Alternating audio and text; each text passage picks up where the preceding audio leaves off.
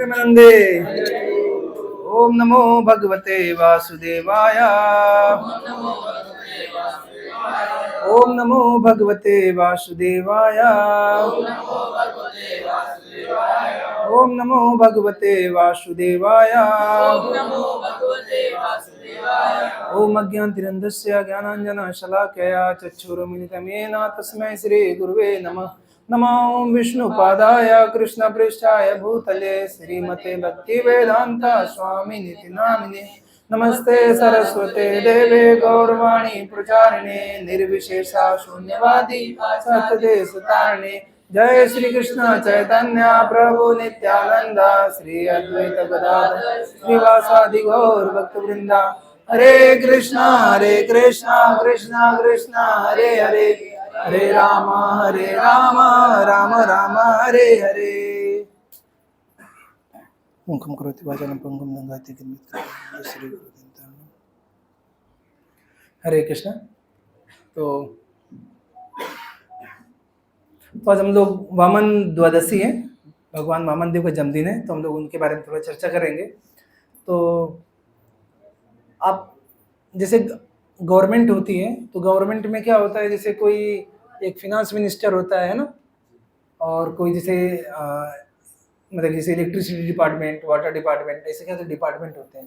तो जैसे किसी देश को या किसी राज्य को चलाने के लिए गवर्नमेंट की ज़रूरत होती है, वैसे ही क्या है कि जो भगवान की जो है गवर्नमेंट, उसमें भी क्या होती है, क्या रहती है, उसमें भी सरकार होती है, उसमें भी क्या होती है, पोस्ट होती है।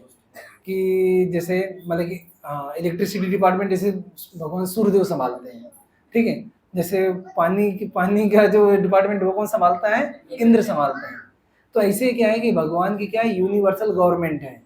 तो श्रीमद् भागवत पुराण में 8वें स्कंद में वर्णन आता है, जिसमें मनवंतर के बारे में, कि जो ब्रह्मा जी हैं, तो ब्रह्मा जी की आयु में कितने मनु आते हैं। फिर इस तरीके से वर्णन आता है, तो बताते हैं कि जो 8वें मनवंतर में जो बलि महाराज हैं, वो बनेंगे क्या, इंद्र बनेंगे, ठीक है। तो जैसे सुनते हैं कि बलि महाराज, फिर बताते हैं कि बलि महाराज कौन है, जो राक्षस कुल में जन्म लिए हैं, और उन्होंने 3 पग भगवान को जमीन दे दिया, और वो क्या बनने हैं, अगले इंद्र बनने वाले हैं। तो कहते रुको रुको रुको, क्या कह रहे हो, 3 पग जमीन देने में इंद्र की पोस्ट मिल जा रही है। तो कहते हैं कि ये चीज मुझे समझ नहीं आ रहा है, मतलब कि इसको बताइए अब डिटेल में, ठीक है। तब वो किसके बारे में डिटेल में पूछते हैं, किसके बारे में पूछते हैं, हाँ किसके, बलि महाराज के बारे में, कि कैसे उनको 3 मतलब कि ऐसा उन्होंने क्या किया भाई, कि 3 पग जमीन में, अरे 3 पग जमीन तो कोई भी दे दे, क्या इंद्र की पोस्ट मिल जाएगी। अब क्या है, मान लीजिए कोई कहे कि इन्होंने अपने क्षेत्र में 3 वोट पाया है, और ये क्या बन गए हैं, मतलब प्रधानमंत्री बन गए। तो एक ना थोड़ा कहें, अरे कैसे संभव है भाई, 3 वोट से कहाँ। तो इसे कह रहे हैं कि 3 पग से कैसे मतलब वो बन गए, ठीक है ना। और दूसरा कहते हैं कि वो राक्षस कुल में जन्म हुआ, तो कैसे भगवान को प्रसन्न कर लिए, ठीक है। तो ये सारे उनको प्रश्न मतलब बड़ा वो कर रहे थे, किसको विचलित कर रहे हैं, परीक्षित महाराज। किससे पूछना चाह रहे हैं वो, सुखदेव गोस्वामी से, ठीक है। तो देखते हैं हम लोग, तो यहाँ पर वर्णन आता है, तो सिर्फ इधर मुड़ जाते हैं। तो ये है श्रीमद् भागवत पुराण में, हम लोग चर्चा करेंगे शास्त्रों से। तो वामन देव का जो जन्म है वो कब होता है कि बताया गया है, हरे कृष्ण, 18वें में, ठीक है। तो उसके पहले ये थोड़ा सा वो है क्या, इसे कहते हैं ना कि एक बैकअप है, मतलब कि आपको बैकग्राउंड है पूरा है। तो उस वहां से मैं चलता हूँ, फिर उस पर आता हूँ।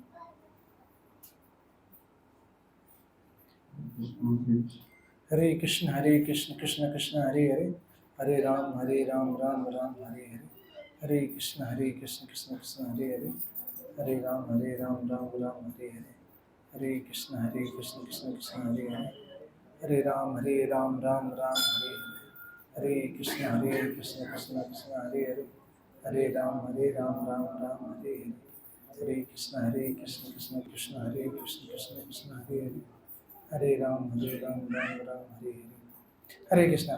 तो हम देख रहे हैं यहाँ श्रीमद् भागवत पुराण के 8वें स्कंद से। श्रीमद् भागवत पुराण में कितने स्कंद हैं? 12।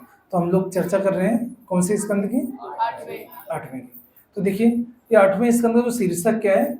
जो ब्रह्मांडी सृष्टि का निर्वर्तन, मतलब कि कैसे चार्ज मिलते हैं, है ना, कौन के किसके बाद कौन क्या बनता है। तो जैसे अपने यहाँ गवर्नमेंट में 5 साल के बाद फिर इलेक्शन होता है, फिर कोई बनता है, वैसे क्या है कि जो भगवान की जो सरकार है, गवर्नमेंट है, उसमें भी क्या है, ये सब पोस्ट हैं। इंद्र एक व्यक्ति की नहीं, ये क्या है, पोस्ट है, ठीक है।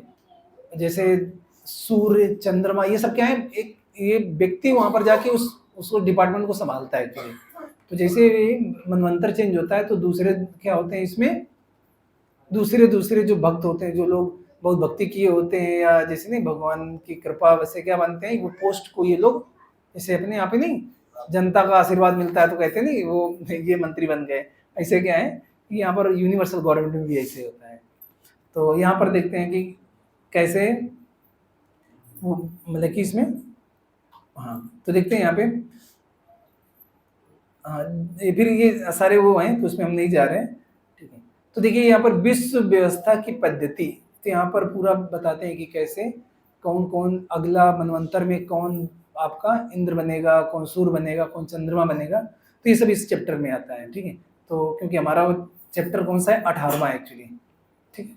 तो ये जब इसके बारे में बता रहे हैं तभी क्या होता है, इनके कुछ प्रश्न आते हैं। तो देखिए ये अध्याय 15 में 2-3 प्रश्न देखते हैं, फिर हम लोग आगे बढ़ेंगे। तो देखिए इसमें क्या कहते हैं, कौन पूछ रहा है, देखिए महाराज परीक्षित ने पूछा। कौन पूछ रहा है? सभी लोग पढ़िएगा, ठीक है, एक एक करके पूछ पढ़िए कोई वक्त।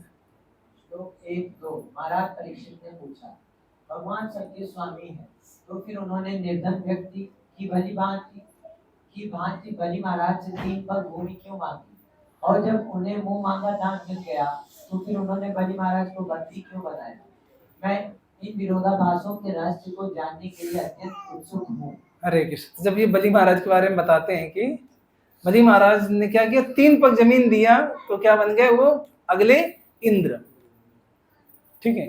तब उनके बारे में जब पूछते हैं तो क्या होता है, तो वही बताते हैं कि अरे भागो, मतलब भगवान हो करके एक भिखारी की तरह 3 पग जमीन मांगने क्यों गए भाई, है ना। तो कहते हैं कि मुझे समझ नहीं आ रहा, मुझे ये बताइए, है ना, इस तरीके से। तो हम लोगों को भी शिक्षा लेना चाहिए कि हमें भी क्या करना चाहिए, बहुत ध्यान से सुनना चाहिए, और जहाँ पर नहीं तो पूछना चाहिए एक्चुअली। और फिर इसके बाद कहते हैं कि अरे जैसे कोई व्यक्ति है किसी को दान देता है तो ऐसा थोड़ी ना होता है कि उसी को क्या बना दे, बंदी बना ले, ठीक है। और दे दिया 3 पग जमीन, उसके बावजूद वो क्या किया उन्होंने, उनको बंदी बना लिया। तो कहते हैं ये समझ में नहीं आ रहा मुझे, मतलब बताइए, ठीक है। तो अगले में देखो क्या कहते हैं सुखदेव गोस्वामी, पढ़िए कोई बात। सुखदेव गोस्वामी ने कहा, हे राजन, जब बलि का सारा ऐश्वर्य छिन गया और वे युद्ध में मारे गए तो भृगुमुनि के एक वंशज शुक्राचार्य ने उन्हें फिर से जीवित कर दिया। इससे महात्मा बलि शुक्राचार्य के शिष्य बन गए और अपना सर्वस्व अर्पित करके अत्यंत श्रद्धा पूर्वक उनकी सेवा करने लगे। हरे कृष्णा। तो जो भृगुमुनि के जो वंशज है वो शुक्राचार्य, उनकी विद्या आती थी, उस विद्या का नाम क्या है, मृत संजीवनी विद्या। तो उससे क्या होते थे, वो उस मृत को भी क्या करते थे, जीवित कर देते थे। तो इसके पहले क्या हुआ था कि देवताओं से युद्ध में बलि महाराज ऑलमोस्ट पिछले पिछले जो अध्याय हैं वो हम लोग जा रहे 15, अभी 15 पे आ रहे हैं, तो उसके पहले जो चर्चा आती है, तो बलि महाराज एक बार देवताओं से युद्ध में पूरा क्या हुए थे, ऑलमोस्ट मतलब कि मर गए थे। तो उनको किसने जिंदा किया, शुक्राचार्य ने। तो शुक्राचार्य के बहुत एहसानमंद हुए, मतलब कि बहुत वो हुए उनसे। तो जब इतने उनसे एक होता है ना जैसे कि एक अरे कहते हैं हमारा जान बचाया तुमने, तुम्हारे लिए सब कुछ न्यौछावर, तो इस तरीके से बहुत अच्छे सेवा कर रहे थे, किसकी, शुक्राचार्य की। तो शुक्राचार्य की और जो और भी जो ब्राह्मण लोग थे उन सबकी, भृगुवंशी जो जितने ब्राह्मण थे उन सबकी सेवा किया। तो उनके मन में एक दया आई क्या कि क्यों हो ना हो बलि महाराज को क्या होना चाहिए, विश्व विजेता होना चाहिए। क्या होना चाहिए? तो उन्होंने क्या किया, 100 यज्ञ किए, क्योंकि क्या है कि अगर स्वर्ग का राज्य चाहिए उसके लिए क्वालिफिकेशन है। जैसे नहीं कोई जॉब निकलती है तो क्या होता है, क्वालिफिकेशन मांगते हैं, आपका होना चाहिए।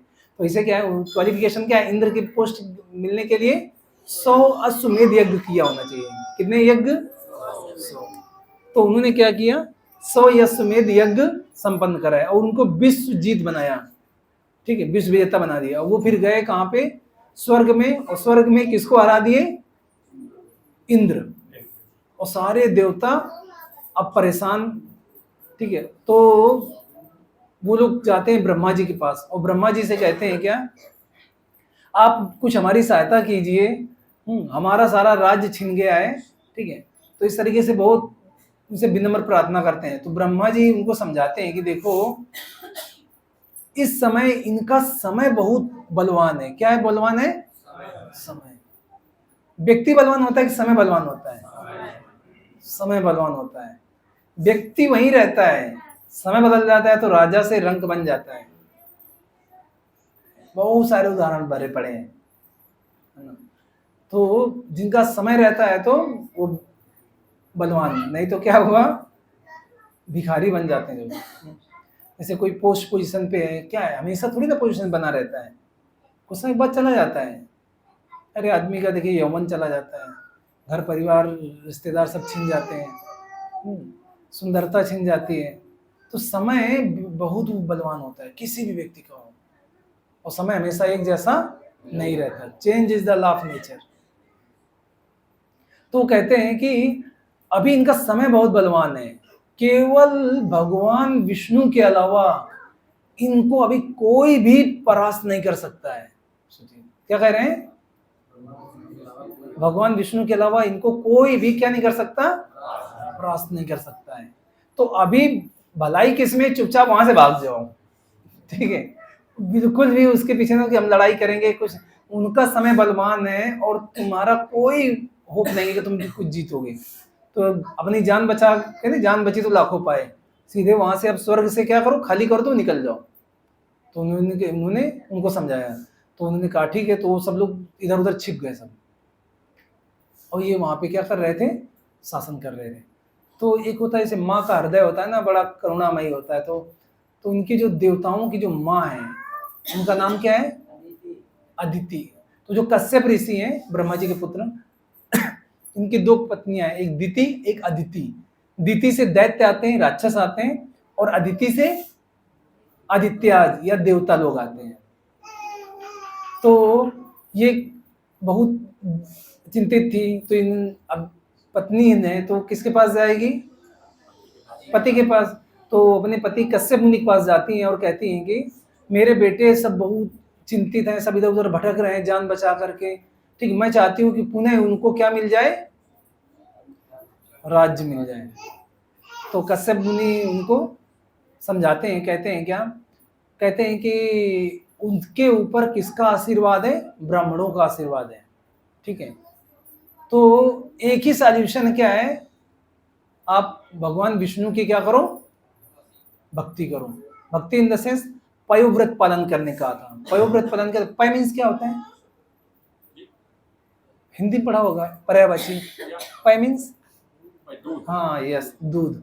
तो पयोव्रत मतलब क्या है, दूध पी करके 12 दिन तक व्रत पालन करना था। ठीक है, तो उन्होंने कहा कि पूरे नियम बता दिए कैसे पालन करना। तो उन्होंने कहा ठीक है, तो पयोव्रत का पालन किया। कितने दिन तक, 12 दिन तक। तो भगवान प्रकट हुए और उनसे कहा क्या वरदान चाहिए। तो उन्होंने कहा कि मेरे बेटों को मतलब कि हाँ स्वर्ग का राज्य मिल जाए। तब भगवान कहते हैं कि देखो ठीक है, मतलब कि इसके लिए मैं क्या बने, उपेंद्र। वामन देव का नाम क्या है, उपेंद्र है। उप इंद्र मतलब कि इंद्र का छोटे भाई। ठीक है, तो ये क्या बने, उपेंद्र, मतलब कि जन्म इनका नाम उपेंद्र है। वामन कैसे पड़ता है, क्योंकि वो बौने साइज के थे इसलिए वामन पड़ा। ठीक है, लेकिन नाम वैसे क्या था उनका, उपेंद्र। तो उन्होंने कहा ठीक है, इस तरीके से उनका मतलब कि वो प्रॉमिस करते हैं, कहते ठीक है। फिर इसके बाद वो कहते नहीं जैसे थोड़ा सा ईर्ष्या टाइप का कि हाँ इनका वध करने का। तो उन्होंने कहा कि देखो इनके जो पूर्वज हैं कौन, बलि महाराज के किसके वंश में आते हैं, प्रहलाद महाराज। प्रहलाद महाराज ने जब भगवान ने कहा था कुछ मांगो, याद है तब, तो उन्होंने क्या कहा था, कुछ मांगा नहीं था उन्होंने। तो उन्होंने कहा मेरे पिता के क्या कर दो, आप सारे पापों माफ कर दो। क्या कहते हैं कि तुम्हारे पिताजी क्या, तुम्हारे 21 पीढ़ियां, कितनी 21 पीढ़ियां माफ कर, सोचिए। ठीक है। और देखिए भगवान की भक्ति करता है कोई तो क्या है, देखो उसकी 21 पीढ़ियां, देखिए अकेला अगर कोई भक्ति कर रहा है घर में तो अकेला वही बेनिफिट नहीं उठाता है, क्या है 21 पीढ़ियां तक सोचिए उनको बेनिफिट मिलता है। इसलिए भक्त बनने में फायदा है कि नहीं, ठीक है ना।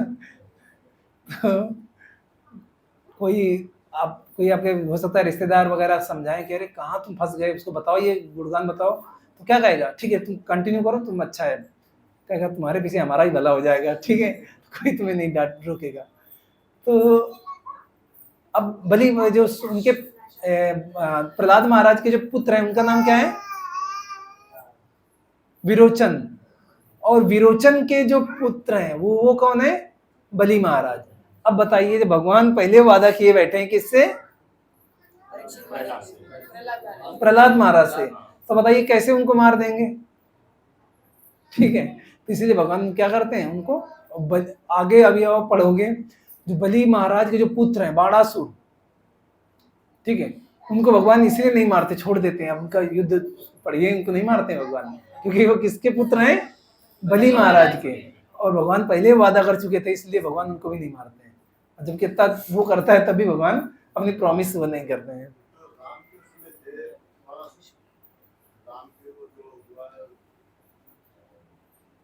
ये लोग लाइफ स्पैन बहुत लंबा होता था पहले, जैसे वशिष्ठ मुनि उस तब भी थे, सब इसमें द्वापर युग में भी थे, कृष्ण भगवान के समय भी थे, वर्णन आता है, तो इनके लाइफ स्पैन लंबा है इन भी। तो हाँ, तो इस तरीके से उन्होंने कहा ठीक है।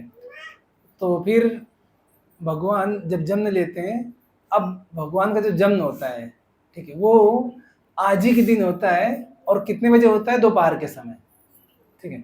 तो हम लोग पढ़ने जा रहे हैं कौन सा, वामन देव का जन्म, ठीक है। तो यस, तो मैं उसको पढ़ना आप लोगों से पढ़वाऊंगा तो अच्छा रहेगा, ताकि आप लोगों को शास्त्र भेद आएगा कि हाँ भगवान वामन देव का अवतार, ठीक है।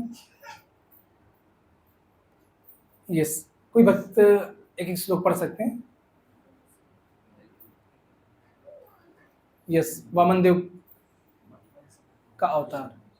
श्लोक 1। सुखदेव गोस्वामी ने कहा, जब ब्रह्मा जी इस प्रकार भगवान के कार्यों एवं पराक्रम का यशोगान कर चुके, तो भगवान जिनकी एक सामान्य जीव की भांति कभी मृत्यु नहीं होती, अदिति के गर्भ से प्रकट हुए। उनके 4 हाथ शंख चक्र गदा तथा पद्म से सुशोभित थे। वे पीतांबर धारण किए हुए थे और उनकी आंखें खिले हुए कमल की पंखुड़ियां जैसी प्रतीत हो रही थी। हरे कृष्णा। देखिए लोग कहते हैं कि भगवान कैसे हैं, निराकार है, लोग सुना है आपने, ठीक है। अब सोचिए कोई कहे कि एक किसी की पत्नी है वो निराकार हो गई है, ठीक है, उसकी पता ही कौन उससे प्रेम करेगा, तो क्या है भगवान का आकार तभी तो उससे कुछ प्रेम करेगा, ठीक है। और लोग कहते हैं निराकार निराकार, तो बगैर कैसे भगवान से कोई प्रेम कर पाएगा, ठीक है। देखिए यहाँ पर साफ साफ दिखा, देखो भगवान कैसे प्रकट हुए, भगवान क्या है, देखिए इनके पीताम्बर धारण किए हुए हैं, तो हमें समझना चाहिए कि भगवान कहते हैं ना भगवद गीता में 4थे अध्याय के 9वें श्लोक में, जन्म कर्म चमे दिव्यम, कहते हैं मेरे जन्म और कर्म सब कैसे होते हैं, दिव्य होते हैं। तो और कोई बच्चा जन्म लेता है, जो माताओं के बच्चे हैं, ठीक है, देखा होगा, जब बच्चा जन्म लेता है तो क्या होता है, उसके शरीर में ब्लड और ये सब वो लगा रहता है। लेकिन यहाँ पर भगवान देखो जन्म ले रहे हैं तो क्या है, देखिए उनके शंख चक्र गदा पद्म से सुशोभित हैं, पीताम्बर धारण किए हैं। समझना चाहिए ये कौन है, भगवान है। और बच्चे जन्म लेते रोते हैं, देखिए यहाँ पर कहीं लिखा है क्या कि रो रहे थे, नहीं। तो भगवान समझना चाहिए भगवान क्या है, जन्म कर्म सब कैसे होते हैं, दिव्य होते हैं। आगे दूसरा श्लोक। भगवान का शरीर सांवले रंग का था हाँ। और समस्त उन्मादों से उक्त था। उनका कमल सुख मकराकृति जैसे कान के कुंडलों से सुशोभित हो रहे थे, अत्यंत सुंदर लग रहा था। और उनके वक्षा स्थल पर श्रीवस्त्र का चिन्ह था। वे कलाइयों में कंगन पहने थे, अपनी भुजाओं में बाजूबंद पहने थे। बाजूबंद मतलब क्या होता है? जैसे ऐसे नहीं हुआ। सिर पर मुकुट लगाए थे, उनकी कमर में करदनी थी, छाती पर जनेऊ पड़ा था और उनके चरण कमलों को पायल सुशोभित कर रही थी। यस। उनके वक्षा स्थल पर सुंदर फूलों की असाधारण माला सुशोभित थी और फूलों से अत्यधिक सुगंधित होने से मधुमक्खियों का बड़ा सा समूह गुंजार करता हुआ शहद के लिए उन पर टूट पड़ा था। जब भगवान अपने गले में कौस्तुभ मणि पहन कर प्रकट हुए तो उनके तेज से प्रजापति कश्यप के घर का अंधकार दूर हो गया। हरे कृष्ण। कौस्तुभ मणि भगवान पहनते हैं, ठीक है। और श्रीवत्स क्या है? एक सोने का रोमावली है भगवान के वक्षस्थल में, ठीक है। और ये क्या है? दूसरा कौस्तुभ मणि। यस, आगे। उस समय सभी दिशाओं में नदी तथा सागर जैसे जलागारों में तथा सबके हृदयों में प्रसन्नता प्राप्त हो गई।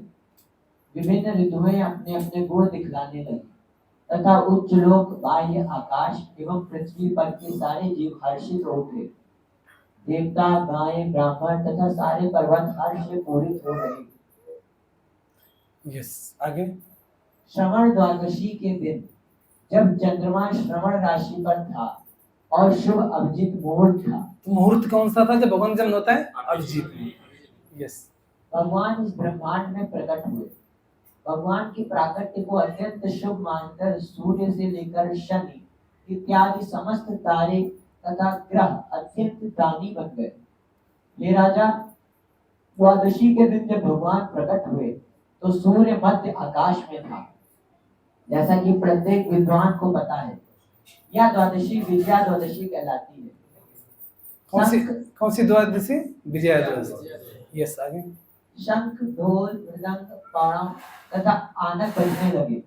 इन तथा अन्य विधि वाद्यंत्रों की ध्वनि अत्यंत कोलाहलपूर्ण थी। अत्यधिक हर्षित होकर अप्सराएं प्रसन्नता के मारे नाचने लगी। श्रेष्ठ गंधर्व गाने लगे और महामुनि, देवता, मनु, पितरगण तथा अग्निदेवों ने भगवान को प्रसन्न करने के लिए स्तुतियां की।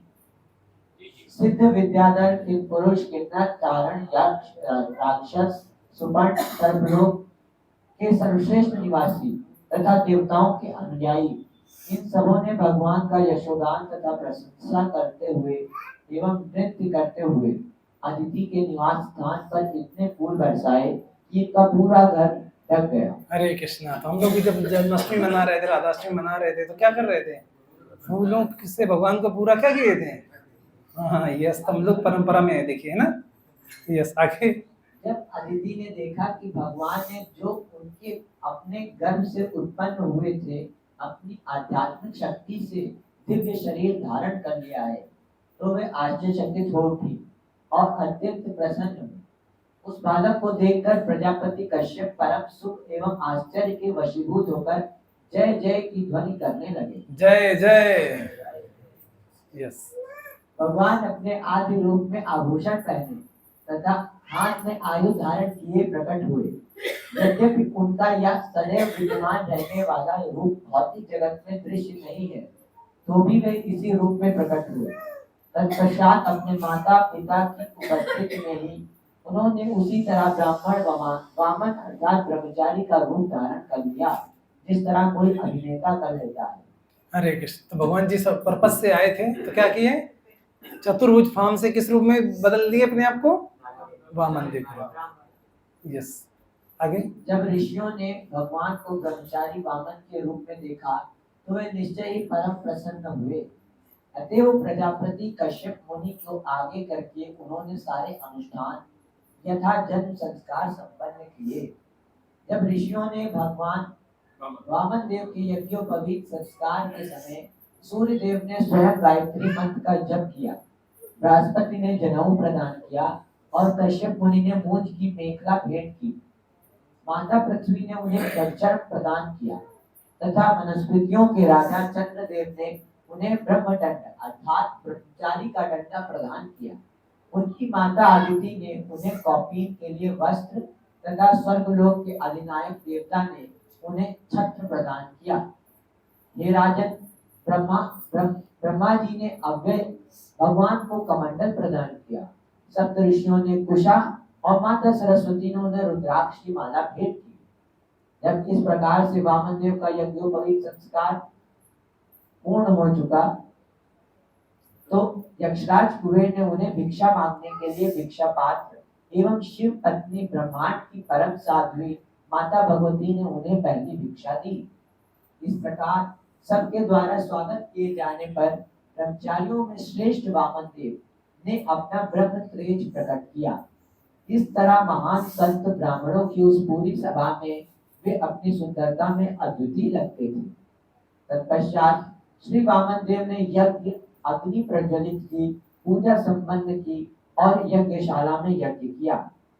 जब भगवान ने सुना कि बलि महाराज भृगुवंशी ब्राह्मणों के संरक्षण में अश्वमेध यज्ञ संपन्न कर रहे हैं तो वे परम पूर्ण भगवान बलि महाराज पर अपनी कृपा बरसाने हेतु वहां के लिए चल पड़े। प्रत्येक डग बजने पर उनके भार से पृथ्वी नीचे धंसने लगी। नर्मदा नदी के उत्तरी तट पर भृगुकक्ष नामक क्षेत्र में यज्ञ संपन्न करते। नर्मदा नदी कहाँ पर है? नर्मदा नदी आपने पढ़ा होगा ज्योग्राफी। इंदौर के पास है, हाँ, मध्य प्रदेश में। ठीक है। नर्मदा नदी के उत्तरी तट पर भृगुकक्ष नामक क्षेत्र में यज्ञ संपन्न करते हुए भृगुवंशी ब्राह्मण पुरोहितों ने वामन देव को ऐसे देखा मानो पास ही सूर्य उदय हो रहा हो। हे राजन, वामन देव के चमकीले तेज से बलि महाराज एवं सभा के सारे सदस्यों सहित सारे पुरोहित तेजहीन हो गए। वे परस्पर पूछने लगे कि कहीं साक्षात सूर्यदेव अथवा सनत कुमार या अग्निदेव तो यज्ञोत्सव में नहीं आ गए। भगवान वामन देव या भृगुवंशी पुरोहित तथा उनके शिष्य अनेक प्रकार के तर्क वितर्कों में संलग्न थे।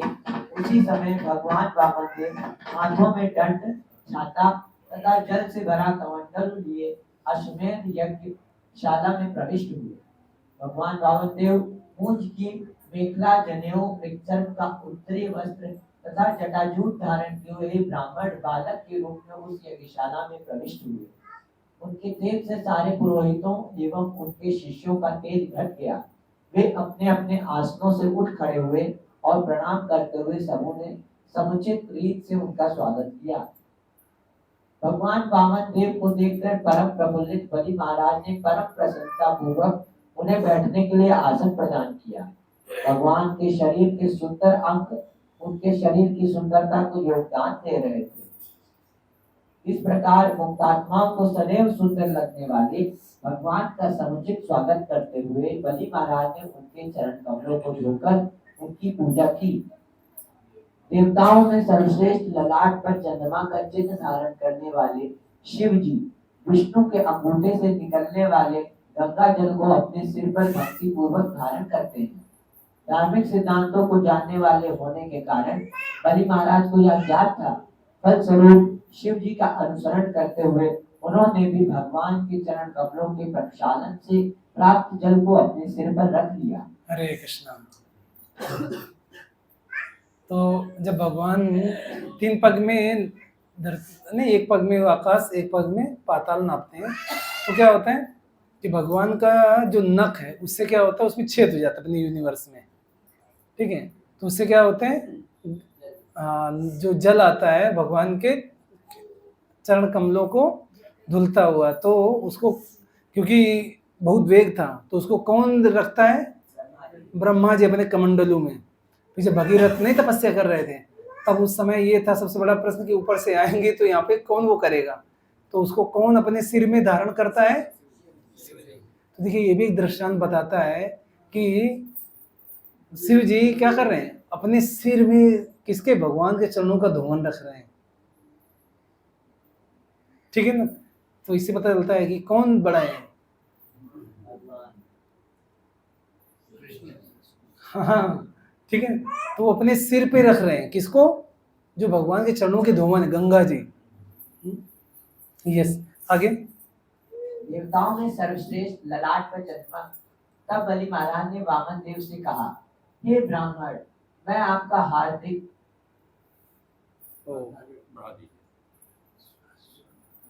स्वागत करता हूँ और आपको सादर नमस्कार करता हूँ। कृपया बताएं कि हम आपके लिए क्या करें। हम आपको ब्रह्म ऋषियों की तपस्या का साकार रूप मानते हैं।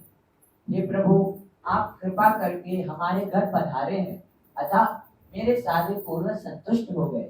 हमारा परिवार तथा समस्त वंश पवित्र हो गया और हम जिस यज्ञ को कर रहे थे वह आपकी उपस्थिति में अब पूरा हो गया। हे ब्राह्मण पुत्र, आज यह यज्ञ अग्नि शास्त्रानुसार प्रज्वलित हुई है और आपके पाद प्रदानित जल से मैं अपने पाप कर्मों के सभी फलों से मुक्त हो गया हूँ। हे स्वामी, आपके लघु चरणार बिंदु के स्पर्श से समग्र जगती तन पवित्र हो गया है। हे ब्राह्मण पुत्र, ऐसा प्रतीत होता है कि आप यहाँ मुझसे कुछ मांगने आए हैं। अतएव आप जो भी चाहें मुझसे ले सकते हैं। ये परम पूज्य, आप गाय, सोना, सज्जित घर, स्वादिष्ट भोजन तथा पेय, पत्नी के रूप में ब्राह्मण कन्या, समृद्ध गांव, घोड़े, हाथी, रथ या जो भी इच्छा हो मुझसे ले सकते हैं। हरे कृष्णा। तो देखिए, भगवान इस तरीके से किसके पास जाते हैं, बलि महाराज के पास। तो बलि महाराज क्या कहते हैं उनसे, कुछ मांगने के लिए, ठीक है। तो जब मांगते हैं इस तरीके से, तो वो कहते हैं कि अगले चैप्टर में आता है वो, अभी वो नहीं करेंगे, तो बस थोड़ा समरी फॉर्म में बता देता हूँ। तो वो उनसे क्या कहते हैं, कहते हैं आप कुछ मांगो। तो इस तरीके से नहीं, इतनी सारी लिस्ट बता दिया क्या क्या आप क्या चाहिए। तो कहते हैं कि मुझे बस 3 पग जमीन चाहिए। तो जो बलि महाराज हैं कहते हैं कि अभी लगता है ये छोटे बच्चे नहीं हैं, बुद्धि भी तुम्हारी छोटी है। अरे 3 पग जमीन में क्या होगा, अभी तुम जब बड़े हो गए, तुम्हारा परिवार होगा, वो कहाँ 3 पग जमीन में थोड़ी ना रहेगा, ठीक है। तो कहते बचपना छोड़ो, थोड़ा कुछ बड़ा मांगो। तब उनको प्रवचन देते, कहते क्या है, कहते हैं कि जो ब्राह्मण, जो भगवान की इच्छा से उसके पास जो मिल गया, अगर उसमें संतुष्ट नहीं है, तो क्या है, ऐसे ब्राह्मण का कोई मतलब कि मतलब गति नहीं होता। इस तरीके से उनको मतलब कि कहते हैं, तो बहुत उनको समझाते हैं, लेकिन फाइनली वो कहते हैं नहीं, मुझे 3 पग ही जमीन चाहिए। तो इतने में जिनके गुरु थे कौन, शुक्राचार्य, ठीक है, वो समझ गए ये किसका पूरी, वो विष्णु ही है। तो उनको कहते हैं कि समझाते हैं कि ये विष्णु है और ये तुम्हें ठग रहे हैं, इसको नहीं मत दीजिए। और अगर अपनी घर गृहस्थी चलाने में अगर वो आए, आँच आए, तो ऐसा जो मतलब कि याचक है उसको अगर आपने बोल भी दिया तो उसको आप मना कर सकते हो, ठीक है। इस तरीके से उनको समझाते हैं। तो वो कहते हैं कि अगर ये भगवान विष्णु है, ठीक है, तो कह रहे थे कि इनको मैं कैसे मना करूं, सब कुछ इन्हीं का है। तो वो कहते हैं कि अगर तुम हमारा कहना नहीं मानोगे तो मैं मतलब तुम्हें श्राप दे दूंगा। तो कहते हैं कि ठीक है, चलेगा श्राप, ठीक है, लेकिन हमारे दरबार पे कोई याचक आया है तो उसको हम कैसे मना कर सकते हैं। कहते हैं कि ये तो कुछ मांग रहा है, ठीक है, इतिहास गवाह है, लोग अपना प्राण तक दे दिया है। कौन, शास्त्र उदाहरण आते हैं, आपने सुना होगा किसका, दधीची का। दधीची ने क्या किया था, अपना शरीर हड्डी मतलब कि अपना जीवन दिया ना उन्होंने, ठीक। ये तो समान मतलब कुछ वस्तु मांग रहा है। और महाराज शिबी, इन्होंने तो क्या कर दिया है, अपना पूरा जीवन दे दिया, अपना शरीर दे दिया, जो कि सबको सबसे ज्यादा प्रिय होता है अपना शरीर। तो इन्होंने इतना सब कुछ दिया है और ये तो मेरे से कुछ संपत्ति मांग रहे हैं, मैं कैसे इनको मना कर दूं। तो इस तरीके से गुस्सा करके वो चले जाते हैं, वो श्राप दे देते हैं कि तुम भिखारी बन जाओगे इस तरीके से। फिर वो जब भगवान से वरदान कहते हैं मांगने के लिए, तो भगवान क्या करते हैं, एक पग में ऊपर पूरा नाप लेते हैं और दूसरे पग में नीचे पाताल। कहते हैं कि अब कहते हैं कि तुम झूठा कहीं का, कह रहा था 3 पग कहते कि बताइए 2 ही पग में हो गया, अब तीसरा कहाँ कुछ है, तेरे पास तो कुछ भी नहीं है। तो जो उनके वो है वाहन, कौन, गरुड़ जी, वो उनको क्या करते हैं, उससे नाग पास से उनको बांध देते हैं, ठीक है। और सोचिए उनकी जो पत्नी थी, उनका नाम याद नहीं आ रहा, किसकी, बलि महाराज की। जनरली क्या होता है, जैसे घर पे कोई पति देना चाहता है, पत्नी रोक देती है, पत्नी दे पति रोक देता है, हाँ, विंध्यवासिनी। तो वो क्या करती हैं, उनको कहती हैं कि अच्छा है, क्या कर रहे हो तुम, भगवान साक्षात आए, क्या कर रहे हैं, उनको देना चाहिए। तो ऐसा मतलब कि शिक्षा मिलती है कि ऐसे पति पत्नी को होना चाहिए, भगवान की सेवा में वो नहीं करना चाहिए। तो ऐसे मैं नाम नहीं लूँगा, एक दिन मैं यहाँ पे जन्माष्टमी की बात है, तो मैं आशीर्वाद दे रहा था, तो एक माता जी थी, काफ़ी एज थी उनकी, 70-75 के आसपास एज होगी, उनका बेटा था, ठीक है। तो वो उनकी जो माँ थी, उन्होंने क्या किया, कुछ सिक्के थे, ठीक है, तो उन्होंने उस हुंडी में डाला, तो उनका बेटा उनको डांटने लगा, उनको क्यों डाल दी इसमें पैसे। मैं वहीं पे था, देख रहा था, हरे कृष्णा। तो ऐसा नहीं करना चाहिए।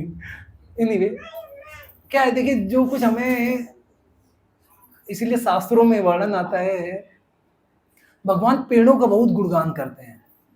अब 10वें स्कंद में कई जगह वर्णन था जहाँ पर भगवान किसका वर्णन गुणगान करते हैं, पेड़ों का। देखिए पेड़ जब जिंदा रहते हैं तब भी दूसरों की सेवा करते हैं, कैसे, ऑक्सीजन दे करके, फल दे करके, छाया दे करके, औषधियाँ दे करके, और हाँ फूल दे करके, और उस पे पक्षी भी निवास करते रहते हैं, है ना।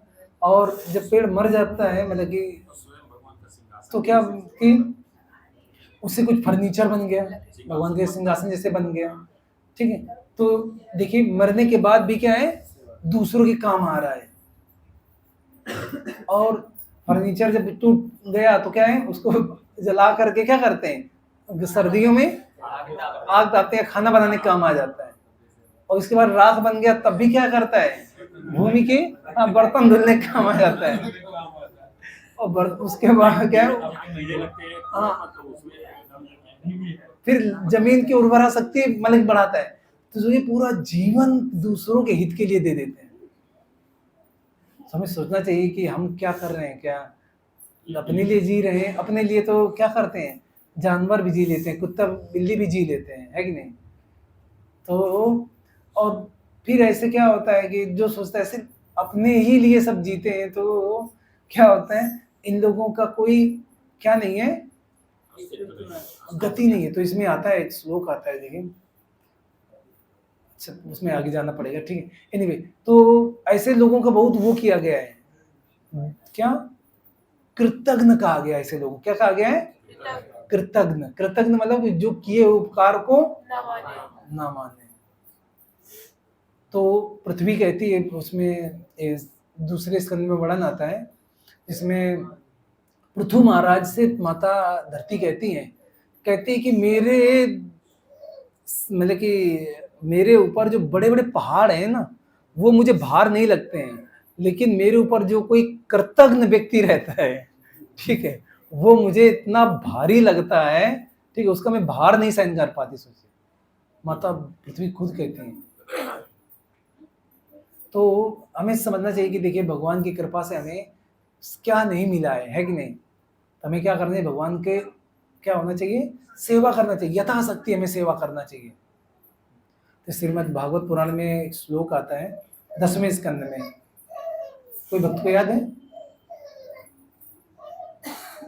देखो दिखाता हूँ, जिसमें कहते हैं भगवान की मनुष्य को क्या चाहिए कि हमें यथाशक्ति भगवान का सेवा करना चाहिए, ठीक है। किसी प्रकार की वो सेवा, चाहे वो झाड़ू तो लगाना हो, चाहे वो साफ सफाई करनी हो। तो ये श्रीमद् भागवत पुराण में आता है 10वें स्कंद में, अध्याय नंबर 23 में भगवान की किसी रूप में भी सेवा करनी हो वो उससे अलग नहीं रहना चाहिए। 22 सूत्र संख्या 35 देखिए क्या कहते हैं भगवान। कभी आपको मौका मिले तो आप जरूर पढ़िएगा। यही है उसमें लिखा। हर प्राणी का कर्तव्य है कि वह एक अपने मिनट में देखिए क्या है इस श्रीमद् भागवत पुराण में 10वें स्कंद के अध्याय नंबर 22 श्लोक संख्या 35 में क्या कहते हैं देखिए कि इस मैं हिंदी को पढ़ दे रहा हूँ इस यस हर प्राणी का कर्तव्य है। क्या कर्तव्य है देखिए कि वह अपने प्राण जैसे अभी लोग बात कर रहे थे प्राण देकर के कौन दूसरे के लिए जिया दधीची। तो देखिए आज भी इनका हम लोग नाम लेते हैं। ठीक है अगर आप पूछा जाए कि बताइए अपने पूर्वजों में 4 पीढ़ी पहले बताओ नाम नहीं याद रहेगा किसी को है ना। तो किसका स्मरण होता है जो दूसरों के लिए जीता है। इतिहास गवाह है जो व्यक्ति दूसरों के लिए जिया है उसी का स्मरण होता है। आज हम लोग किताबों में या शास्त्रों में किसका नाम पढ़ते हैं जो दूसरों के लिए तो कहते हैं कि वह अपने प्राण धन बुद्धि तथा वाणी से दूसरों के लाभ हेतु कल्याणकारी कर्म करे भगवान कहते हैं। तो जो भी भक्त की जो भी अपना कहते हैं जैसे यथाशक्ति भगवान की सेवा करना चाहिए। तो यस उसके साथ साथ भगवान के पहले हमें क्या करना है नाम भी लेना है। तो यस हम लोग भगवान का नाम लेते हैं आज क्योंकि एकादशी है वामन देव का भगवान का जन्मदिन है। तो हम लोग आज 2 माला जप करेंगे। ठीक है तो सभी भक्त लोग बैठ जाइए सर्किल में और भगवान की कृपा प्राप्त कीजिए भगवान का नाम लेकर के।